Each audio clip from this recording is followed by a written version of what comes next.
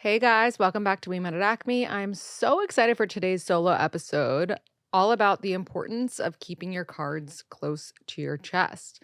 So, this came about because I wrote my Substack that week about this topic, and I actually really didn't think that this would get as much traction as it did. It was just, a little Substack. By the way, feel free to subscribe to it. It's just We Met at Acme on Substack if you haven't yet. And I wanted to talk about a subject that is, no pun intended, close to my chest because I had come off of a dating consultation. I do these dating consultations, and I was helping this woman, and she was incredible. She was going through like a transitional phase in her life, and she was dating this guy most recently who she really liked, but it went south, and we were trying to kind of get to the bottom of how that happened. And it turned out that she did things for him before he deserved them, like almost like boyfriend privileges before he was her boyfriend. And I just wrote about it with her permission and talked about how early dating is a little like poker. You got to maintain your poker phase and all that stuff. So I'll summarize the Substack for you. And then I am going to get into, I wrote for you 3 things that you need to start doing to keep your cards close to your chest when dating. And then we're going to go over, even though you already know the dating rules, the most important 3 rules to follow when dating. Like if you're only going to follow 3, it should be these 3. So we're going to get into that. Just a little check-in for me. I am wearing green today in honor of Wicked. Wicked, the movie, is finally out. If you don't know this about me, I'm Broadway obsessed. And Wicked was one of the shows that really got me super into Broadway. And I have definitely seen it in the show. What is the word I'm looking for? In the Broadway theater multiple times. I was lucky enough to see it with the original cast, with Kristen Chenoweth and Idina Menzel, or as some may know her, Adele Dazeem. If you got it, you got it. And I'm just obsessed. I'm obsessed, and I was really nervous for this movie. I had no expectations whatsoever. In fact, I didn't think I would like it because, and I feel bad admitting this, but I always found Ariana Grande annoying. And I am so sorry for that thought because she was wonderful. She blew me away. I'm recording this episode on November 25th, right before Thanksgiving. I feel like this isn't going to air until like December 22nd. So I'm just saying that in case this doesn't air until then, just keeping my feelings relevant on when we're recording. It was the most phenomenal movie I've seen in years. I don't think I've enjoyed a movie like that since Coda. I went with 2 girlfriends who are also Broadway lovers, and we went at 10 a.m. because it was really important to us that we didn't have an entire theater of people who were singing because we wanted to be the ones singing. And it was really amazing. I did not expect to cry as much as I did, and it was so funny because I went with 2 girlfriends. I'm not postpartum necessarily anymore. I mean, Zachary is like 10, 11 months by the time this airs. And one of my girlfriends who was sitting on my left is literally just postpartum. She just had her baby in September. And the other one on my right is 9 months pregnant. By the time this airs, she'll have had her baby, which is crazy. And so between the 3 of us, the hormones were out of control. But I don't even know if I could blame it on our hormones. That's how good this movie was. I don't know if you're familiar with the Wicked story, and I don't want to ruin it for anyone, but it's just a really powerful story that really applies to what's happening today. And it's just, there's so many layers to it. So these songs are not just songs, they have so much meaning. And so, for example, in The Wizard and I, which is one of the opening-ish songs with Cynthia, I think it's Erivo. I don't want to mess it up. I'm just going to make sure. Cynthia Erivo, Unreal. And she sings a song. And in this song, she is just basically talking about how she wants to be with the wizard. She wants to meet the wizard. And then she says something like, I think like there'll be a celebration throughout Oz that's all to do with me. And without, it's hard not to give a spoiler because like this happened already. This was a show, but it's so sad and like beautiful. I literally might cry again because there is a celebration that has to do with her, but it's not for the reason that she hopes and the reason that she thinks. And so the story just, starts out with a bang. And it wasn't even the whole show. It ends kind of with act one and left us wanting so much more. And I'm so excited for more. Cannot wait. Another check-in. I am moving. In fact, if this comes out December 22nd, I'll have moved already. Stephen and I and Zachary are moving to an area that is more conducive to family and kids. And it makes me so sad. I love living where we are. We're like, more or less downtown right now, and we're going uptown. And it's like you don't have to take out your violin or anything, but it is an end of an era for me. And it's something that we have to do, but it still makes me sad nonetheless. And moving just sucks for anyone, right? And moving at the same time as all the like Christmas costs, you have to get gifts for everyone. I have to get gifts for my team. I have to get gifts for the doorman at my building, like for my hair person. The gifts are endless. And the moving costs are endless. So it's like the combination of everything right now just leaves you high and dry in December. I don't know how anyone who's a living, breathing human can afford December, but Godspeed to everybody. And I hope since, what happens in between this and the next episode is Christmas and Hanukkah and Kwanzaa and whatever anyone celebrates. I hope you have a great holiday.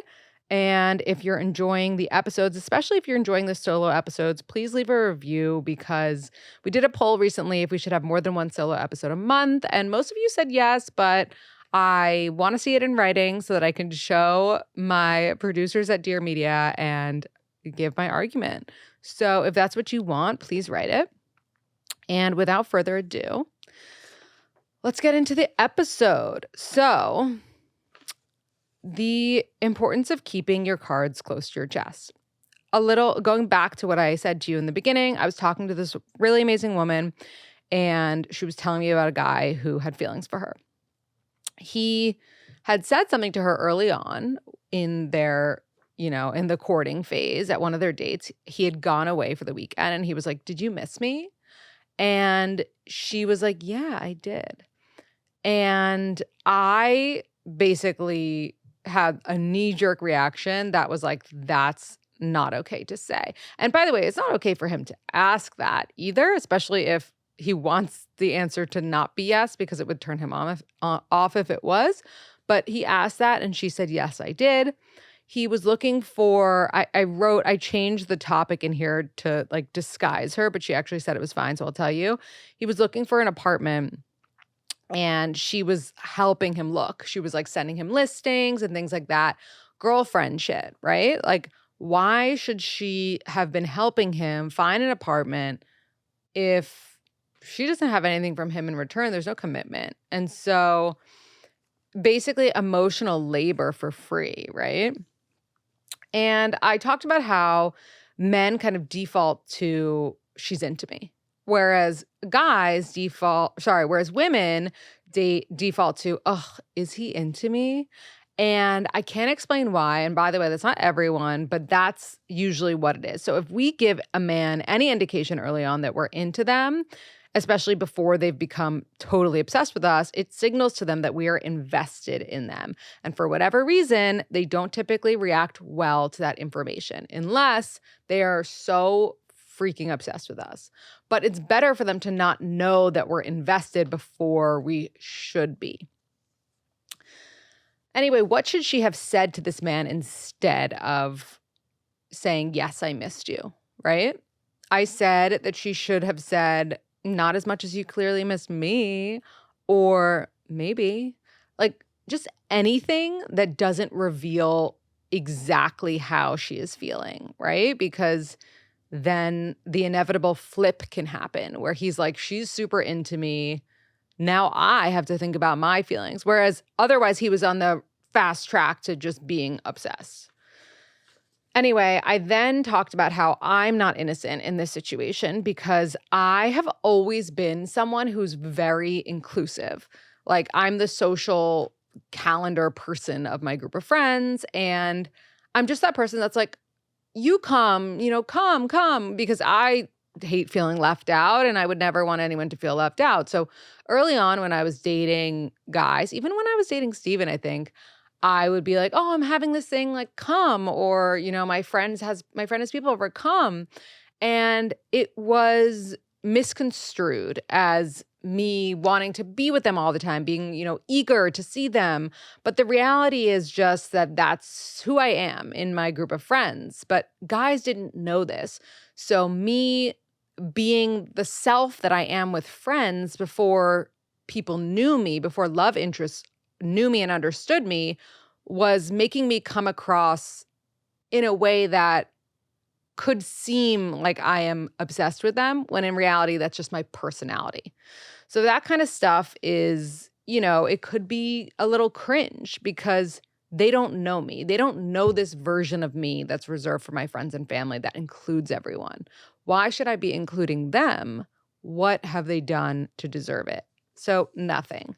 And so that was basically the gist of my Substack. And now we'll kind of get right into it. So something I hate, and I talk about this a lot, and I honestly feel like a broken record kind of, is when people say, if they liked you, it wouldn't matter when you do X, Y, and Z, or you'll never be too much for the right person. I believe that that is toxic and not true. I think showing that you care too much too early is off-putting. And I haven't met a single person who finds it endearing when someone does that. I've only met people who see it as an opportunity to exploit and demean someone, whether they are aware of it or not. So you also have to kind of reel yourself in, right? If you're caring too much too early, why? This is a stranger. You don't actually know them. So give yourself a reality check of like, why am I so into this person that I deeply do not know? Am I good in my life? Because I should only be into someone if they are truly adding so much to my life, because it's already amazing without them. But let me take a step back and be like, do I actually like this person? So definitely do a check-in, right?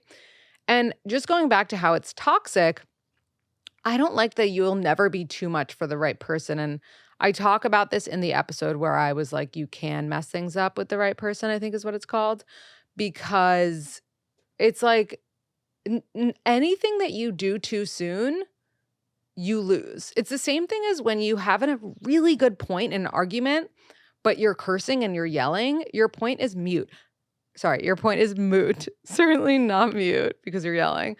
And no one is listening. Like, everyone has tuned you out if you cannot keep your emotions intact, right? And so that's the same with you'll never be too much for the right person. Well, that's not true, because whenever you're too much before there's an emotional connection or a connection at all or an investment in you, this person is running for the hills. And that's not an attack on you.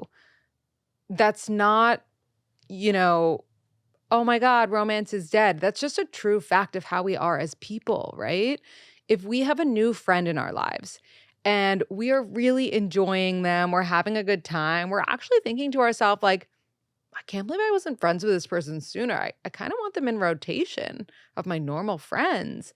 And how cool is that? Because it's hard to make friends later. And then that friend blows up at you.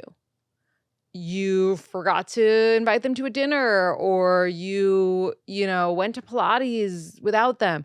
They blow up at you. You are never speaking to that person again. Ever, ever. Because you were just starting to like them. Why would you need that aggravation? Whereas if your best friend blows up at you, you're like, oh, fuck, like this sucks that they're blowing up at me, but I'm invested in them. I know they're my best friend. I really care about them and this friendship. So we're going to work through this. Do you understand what I'm saying here? Like one thing and you're done with this new person because you don't know them and you don't care about them and you've no investment in them. But up until that point, you really liked them. So same situation when you're dating. Okay, this is my favorite analogy. And then don't worry, we're going to get into the 3 things and whatever. You need to date like an onion. Okay? Let me read this to you. The idea of being an onion when dating is a reference to the onion theory, which compares human personalities to an onion with layers. The theory suggests that the outside of a person is what others see, while the core is their private self. As a relationship develops, people in the relationship may gradually disclose more and more of themselves, moving deeper into the layers of each other's personalities. The onion theory can also refer to the idea that people are hard on themselves, similar to an onion. Okay, well, that part is kind of stupid. But the first part is my point here, right? You cannot just be like a tomato when you're dating. You have to be an onion. You have to have those layers and let people earn each layer that you open, right? I mean, I'm trying to think like an artichoke. An onion maybe is a bad example because no one cares about the inside of an onion, but an artichoke, the heart is inside and you can only get to the heart by eating the little leaves on the way, and you do it and you like really squeeze the juice out of every leaf, and then at the end you get rewarded with this amazing artichoke heart, and it's got the most protein and it is like the most delicious bites and the sweetest, and you need to be an artichoke, right? You need somebody to work to get to the heart of you. And if you are just giving it to them on a platter, that's not hot. That's not attractive. And that's not sustainable, frankly. So I'm going to take a sip of water.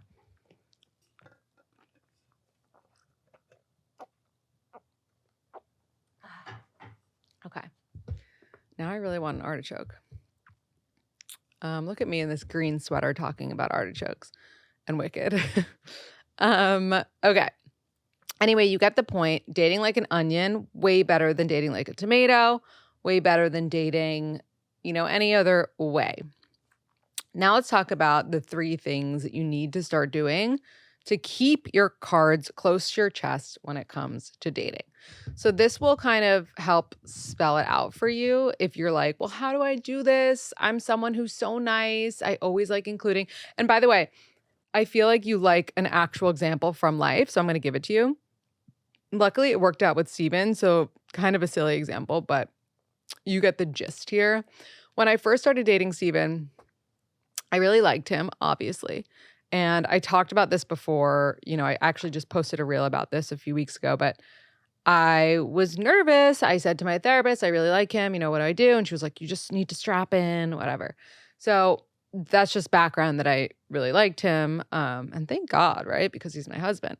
But when we were first dating, I had an Oscar watching party, and I would do these parties every year, and they kind of died down because of COVID, but this was pre-COVID, and I would do this every year, and I would print out like the Vanity Fair voting ballots or whatever and give them to all my friends, and whoever won would get candy or whatever.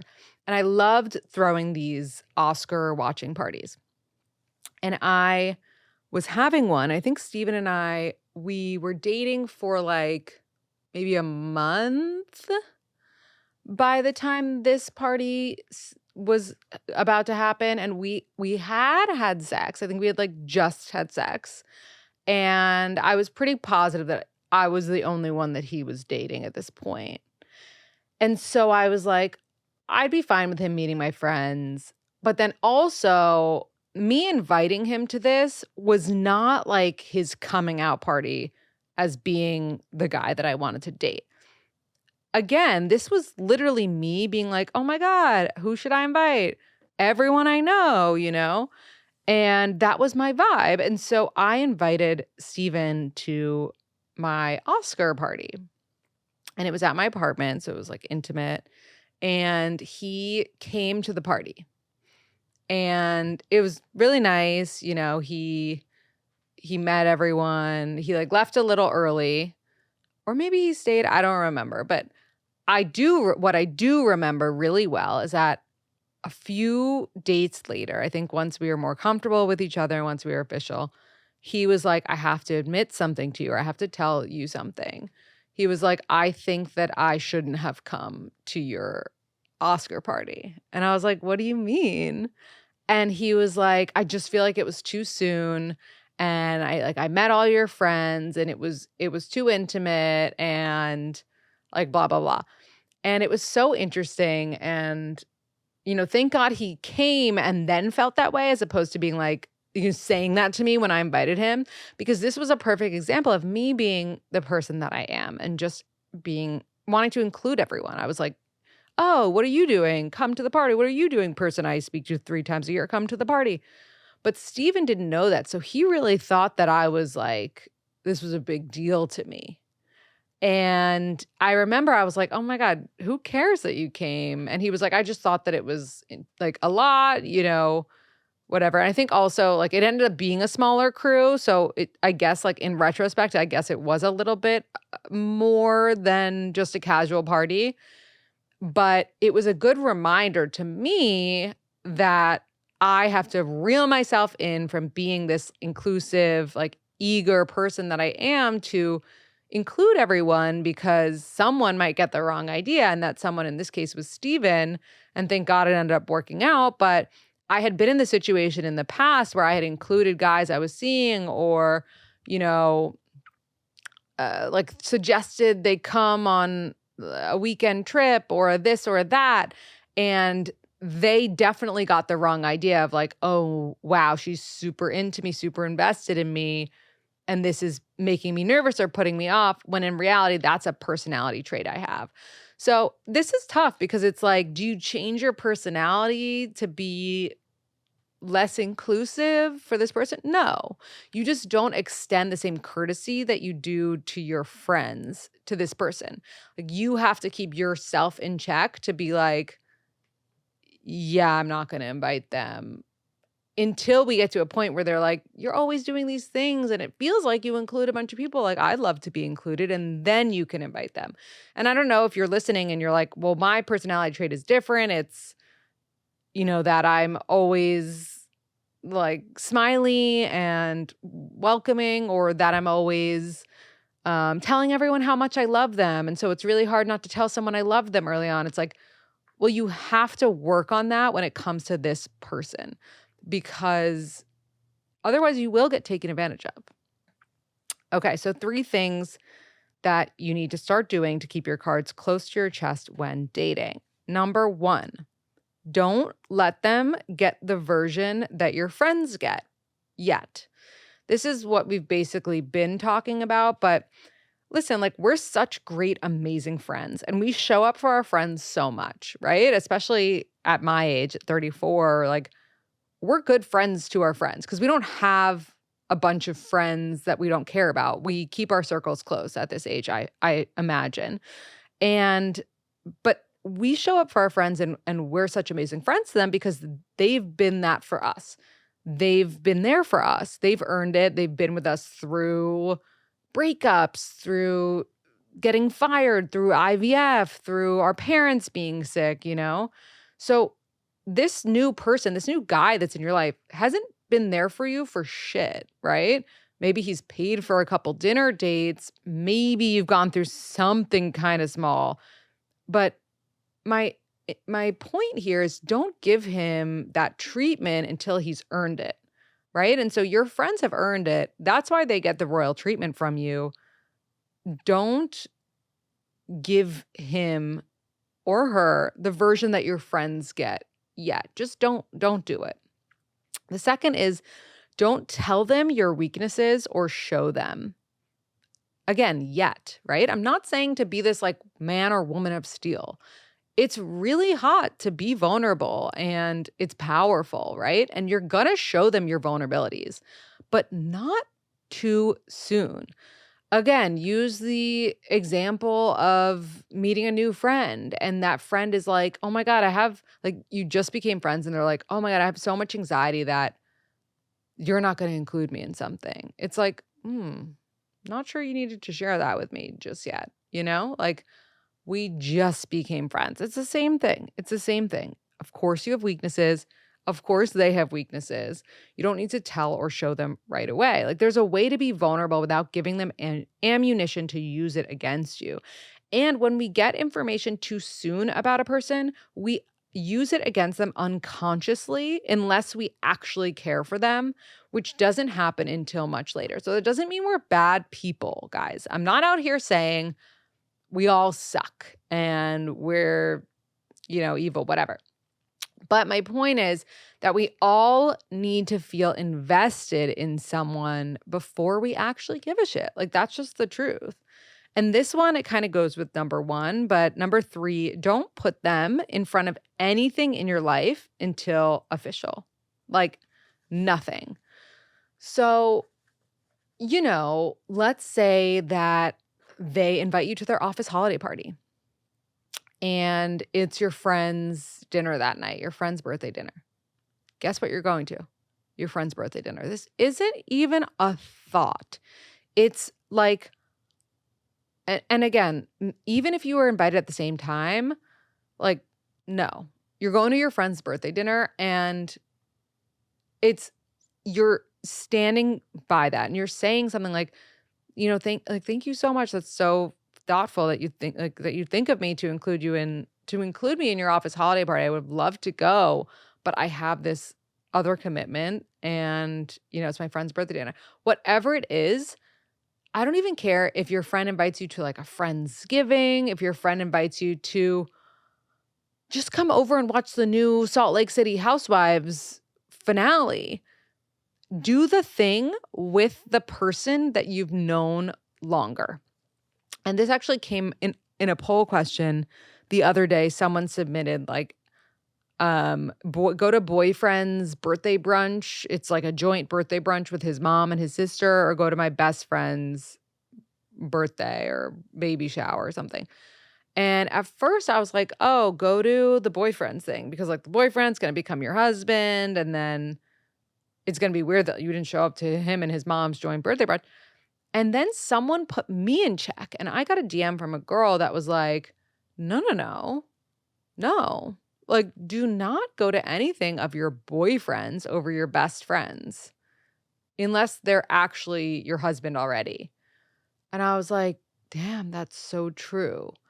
Because technically your boyfriend is still courting you. You're still single when you have a boyfriend. And what I mean is like when you're, filling out the government forms, a boyfriend doesn't mean you're not single anymore. So until that status is changed to married, you should be prioritizing your best friend, I think, in these situations. And I think it shows your character if you do that. And it shows that, no, like, yeah, you're my boyfriend, but my best friend has earned my appearance and my attendance at her birthday over your and your mom's birthday brunch, And it's hard, but okay, and you already know the rules, but here are the most important three rules to follow when dating. Because, we got to sift through them and just kind of stick to these three, especially if you're just what's the word I'm looking for? You're just like overwhelmed by the rules and you're like, what's the word I'm looking for when like you're frozen to make a decision? I don't know. You're overwhelmed and you're like, I can only follow three rules. So tell me them, Lindsay. Here I am. I'm going to tell you them. These are the most important ones. Do not tell them that you like them. I've had so many women reach out to me and be like, well, how does he know that I like him if I've never told him? Girl, he thinks that you like him if you're responding to him, he thinks that you like him. I can't even explain to you how many guys have sent me their conversations being like, Do you think she's still into me? And the girl has sent him an anti-ghost text like 3 times already. I don't know where they get it from, but a lot of guys are delulu. They say we're delulu, but they are delulu, okay? And they think that we like them all of the time. You never have to verbally tell them, you never have to verbally tell a man that you like him. If he says, I really like you, you could be like, me too. That's your opportunity. But in no way, shape, or form are you going to be like, I just want to let you know I'm having a really good time with you and I like you. Ooh, ooh, like I cannot with that. Biggest pet peeve. Don't do it. They know you like them. You're having sex with them. You're kissing them. You're going on dates with them. You're entertaining them. When they text you, you respond. Okay, this rule obviously you need to follow as well, which is don't accept a date the same day. So if you're trying to keep your cards close to yourself, close to your chest, and you're accepting a date the same day, you are basically saying one of 3 things.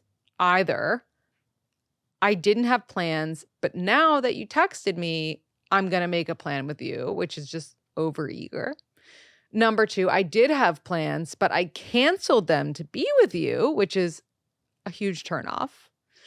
Or 3, which is just, this is the behavior that I will accept. Whenever you text me, I'll be available to you, which is, again, a huge turnoff. So don't do this. It's overeager. If you're ever going to accept a same-day date, I do have some exceptions. It has to be like 5 dates in, and you have to say something like, I just so happen to be free, or my friend just canceled on me. I think I did this with Steven once, and it actually was true. I had a date we were supposed to go on a date.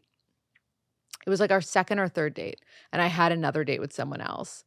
And so I couldn't go out with him until like a week after our first date because I had a date that Wednesday. And then that date was like a stupid Raya pseudo celebrity and obviously went MIA and canceled the day of. And so I texted him and I was like, oh, like my plans, fell through for tonight, or I just like got canceled on. If you're still free, like would love to go out. And again, that was different because it was me kind of saying to him when I already knew we had a date on the books, like we could go sooner if you want. And he took the bait and he came, we went on a date sooner. And it wasn't the same situation. Like I wasn't judging him for not having plans that night or for wanting to go out that night because unfortunately, just the reality of like I was the girl, he was the guy. But I think that's the only time when it's acceptable. And you can lie. You could be like, oh, my plans actually fell through, so I am actually free tonight. But you should never just be like, yeah, I'm free tonight. Like that is not okay. So that's really important. And then number 3, if you're trying to keep your cards close to your chest, do not let them in your home and do not go to their home before at least 4 dates. And even that is a little too soon, in my opinion. I just think that once you enter the home of someone that you're dating or they enter your home, the walls come down, like no pun intended. The walls are down and everything is on display. So your house says so much about you. And if you're doing the onion thing and you want them to get to know you in layers, you've just opened the entire onion. The artichoke is flat and the heart is just like laying out there. And a lot of people disagree with this and they're like, oh, but I love to have sleepovers really early on. We just cuddle and it's just snuggly and, whatever. No. I actually had a girlfriend date a celebrity once. He was an A-list celebrity, and I'm not going to throw them under the bus and name his name or name her name, but she was dating an A-list celeb. And she was doing everything perfect. She was coming to me for advice. And then on their second date, he was like, do you want to come like back to my place? And she was like, okay, but only for us like, I'll only sleep over, but like nothing's happening, something like that. And obviously that wasn't part of the rules. It wasn't my advice to her. And she slept over and she was like, after that, everything changed. It was never the same again. And he like basically stopped pursuing me. And so ladies out there who think that you could have a sleepover and it's not the same thing as like sleeping with them, it's more intimate. If somebody slept in my bed after the second date, I am like, they're either in love with me, they're a squatter, or they're like trying to hook up, or they're just like lonely, but none of it gives good energy, right? So sleep in your own bed for a while, for as long as possible. I always say sleep in your own bed until you start having sex, and then you can spend the night. But that's my advice for that. And I think, listen, it's really hard because it is important to be vulnerable, and it really does connect you. And I remember, I don't think it was really until my sixth date with Steven that vulnerability really came into play. And I remember I was always asking him, like, tell me more about your family, tell me more about this. And he was never really giving it to me until I think it was our sixth date. Maybe it was like but somewhere between our fourth and our sixth date. And I remember we were at Don Angie, which, by the way, I'm obsessed with Don Angie. And I just recently recreated their Japanese sweet potatoes. Follow Don't Expect Salads for the recipe. I have to put it in my highlights. Anyway, we were at Don Angie and he opened up to me and he kind of told me a little bit about his family that I didn't know, and some things that, up until this point, like I thought he was perfect. I thought his life was perfect. And I didn't actually like that. I was like, this is, again, too good to be true. And that's like what I always thought about him. And he opened up to me, he told me a little bit more and, real stuff. And I was really turned on by it. And I think had he told me that sooner, like I kind of understood why he waited to tell me. And in hindsight, I was like, had he told me that sooner, I wouldn't have been able to, first of all, respond to it in the way that I knew that he wanted me to, because I started to know him by then. But also, yeah, I mean, even stuff with my life, he didn't find out about certain family dynamics that I have until much later. And I remember he said to me, like, in one particular situation that I have in my family, like without revealing too much, he was like, wow, you really deal with a lot. Like you have a lot on your plate when it comes to this person in your family. And I didn't even realize that. And like he was really into the fact that I hadn't just thrown that information at him off the bat, that, and it wasn't that pretended my family was perfect. It wasn't that he pretended his family was perfect. It wasn't that we pretended we were perfect. We just waited a little bit. And there's something so hot about waiting. And it's even more attractive than waiting to have sex, because you feel so much more connected to someone when you've now become invested in them and then they share something about themselves.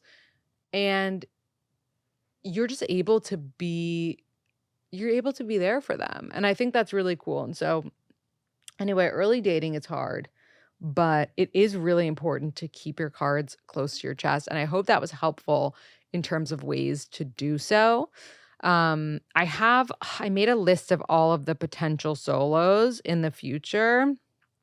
I'm going to read them. And I want you to slide into my DMs about which one you want to hear. One person said, do a solo about teaching a guy versus begging him. One person said about sex and long-term relationships. I feel like that's like a one sentencer. Once a week if you're lucky, twice a week if things are going well.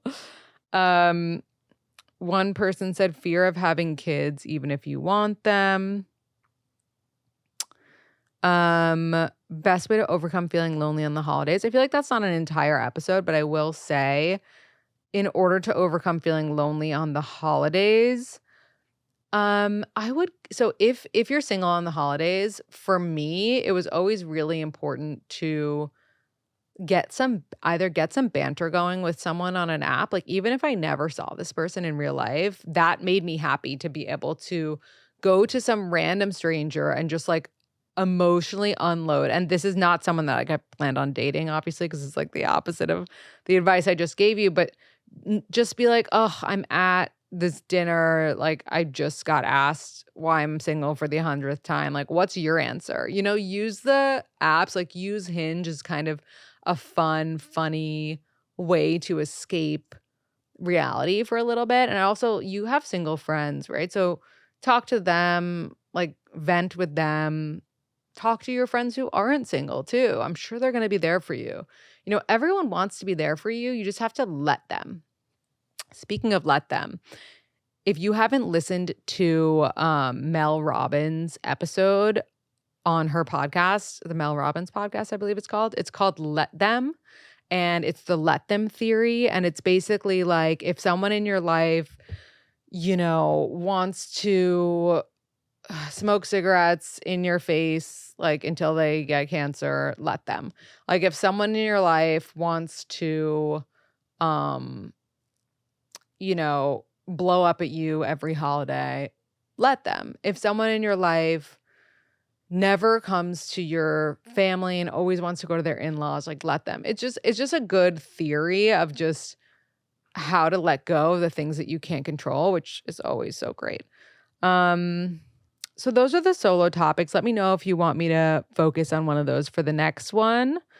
I think teaching a guy versus begging him is a good subject because I feel like I really try to practice that. It's really hard, I'm not gonna lie. Like, I feel like I have taught Steven so many times how to put his shoes away. He knows how to put these goddamn shoes away. He knows how to put his stuff in the laundry basket, but every time I come home, there's stuff on the floor. And it's hard. I think, I think this is also about, like, setting them up to win, setting your partner up to win. Like, you should never beg them for flowers. You should be like, what would make me really happy, honey? If you got me flowers sometime. Maybe next Thursday. Surprise me. Forget I said anything. Like, that is the difference between teaching and begging. We can get into that on a whole episode.